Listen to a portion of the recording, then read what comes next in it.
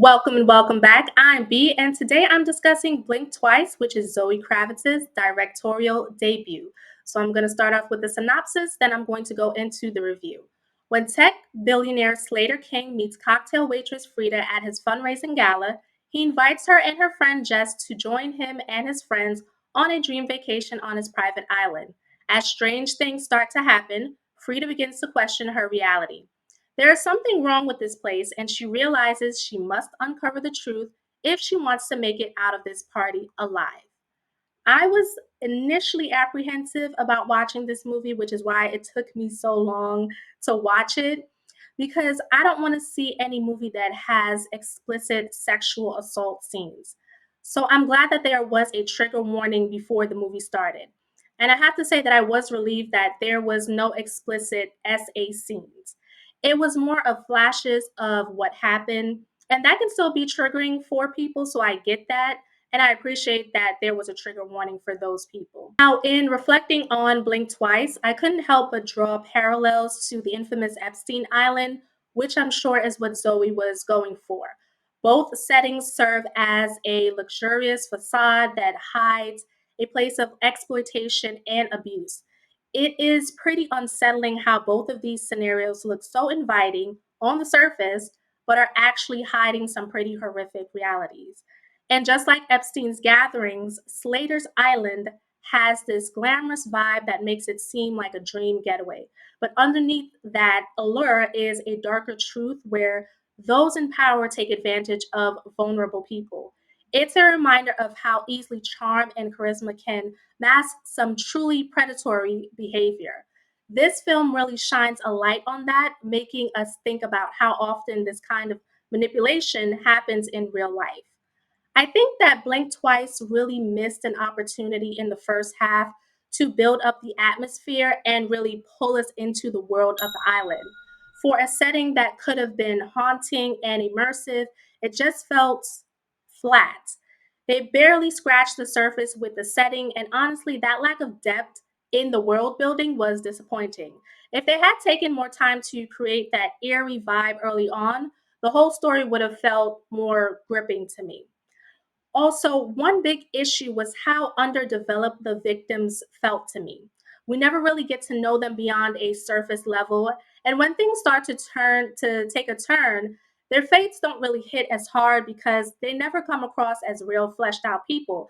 I mean, imagine if we had a few moments between the big party scenes, moments where someone acknowledges just how hard the partying is hitting them, making jokes about feeling like they're more hungover than usual.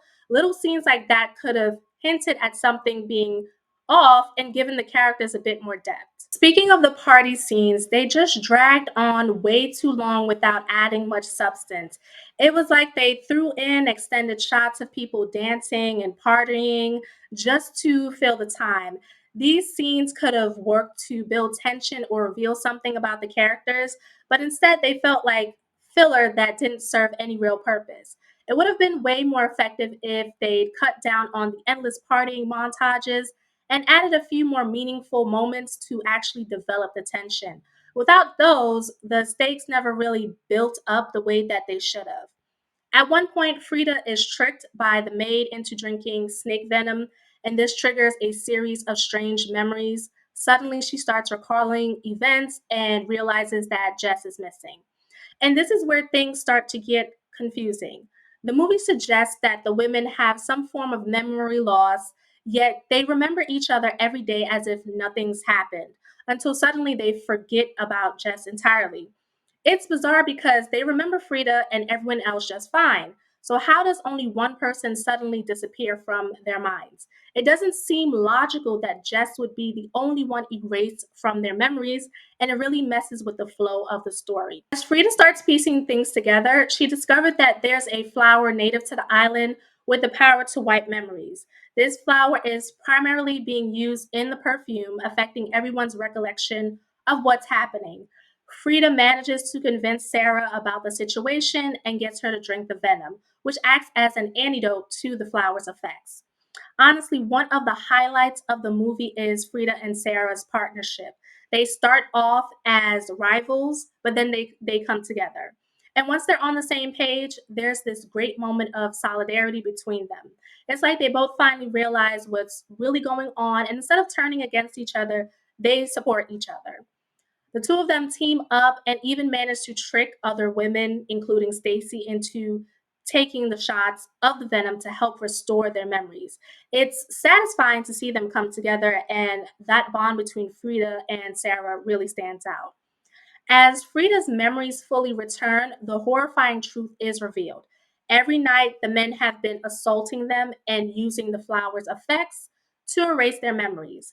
Jess, who couldn't forget because she got bitten by a snake earlier in the movie, and the venom helped to keep her memories intact, was ultimately killed when they couldn't control her memories. Frida even finds pictures with various women and men, each of those signature red gift bags. And it becomes clear that Slater has been hosting these disturbing events where he brings in guests to abuse women and gives them perfume to erase their memory. Once Frida and Sarah understand what's going on, they try to buy some time, and soon Camilla and Heather's memories return as well. I have to admit, I was surprised by how quickly Camilla and Heather went straight into action attacking their abusers. It felt intense, especially compared to how Frida and Sarah process everything a bit more gradually. It's like they didn't get the same chance to digest what had happened, and maybe that's why their reactions were so immediate and violent.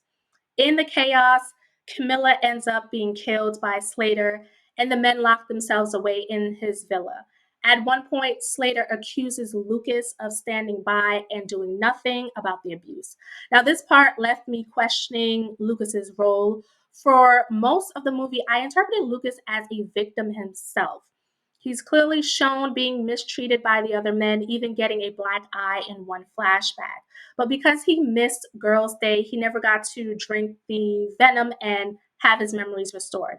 And since the women don't recall his involvement clearly, it's possible he never fully grasped what was happening. So I wish this part was fully explored. Was Lucas actually a bystander who just chose to forget? Or was he genuinely being manipulated and hurt like the women? The fact that Slater accuses him of doing nothing adds to this confusion. Maybe Lucas decided not to participate, but used the perfume to erase any knowledge of what was going on. Either way, his role feels murky, and the movie doesn't fully resolve whether he was a victim or simply complicit in his own way. Now let's talk about Stacy, who is played by Gina Davis.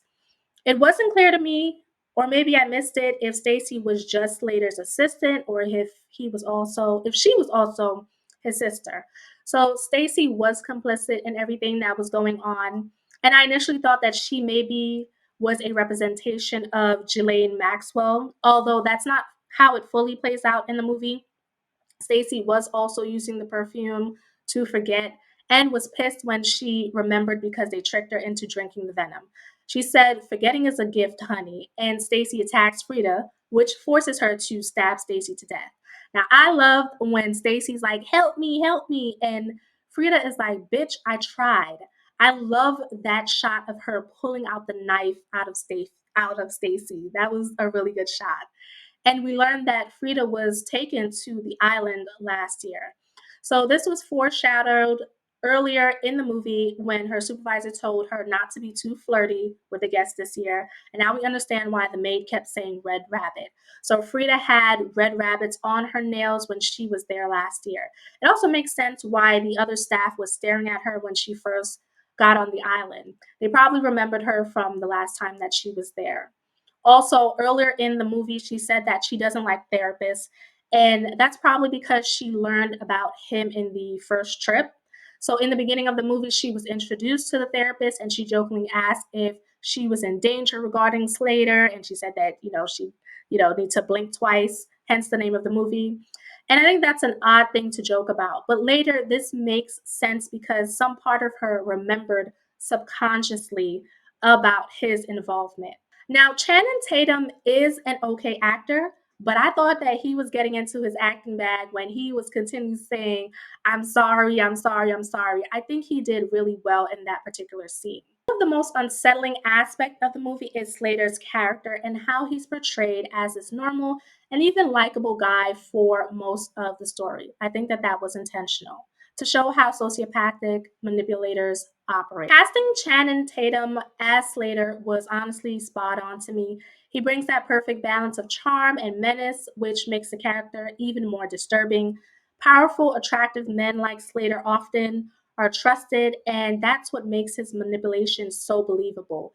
It's a type of abuse that resonates because it plays into the idea of hidden evil, someone who looks harmless on the outside but is calculated and manipulative underneath.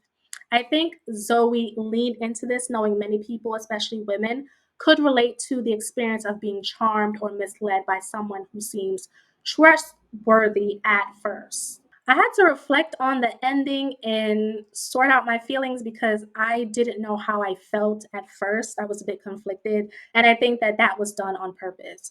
So I then realized that I actually liked this ending. She took his power and control away from him as he did when he was assaulting her and other women. And to me, it's fitting justice for the situation. I really liked that it was ambiguous, and I think that Zoe was making a powerful statement about the impossible situations that women often face. So Frida is put in this classic lose lose situation. She can either stay quiet and escape with whatever dignity she has left, or she can speak out and risk losing everything. And there's no clear path forward, and it's painful to watch her try to navigate that. The movie highlights how women are so often forced into these unfair choices where either option comes at a cost. So I know that I gave a lot of criticisms to this movie, but I do think that this was a solid directorial debut for Zoe Kravitz. She has a lot of potential, and I wouldn't mind seeing more from her. So let's rate Blink Twice. Overall, I think I'm going to give this movie a 3 Scream Queens out of 5. All right, what did you think of Blink Twice? How many Scream Queens would you rate it? Let me know in the comments, and don't forget to like and subscribe for more horror content.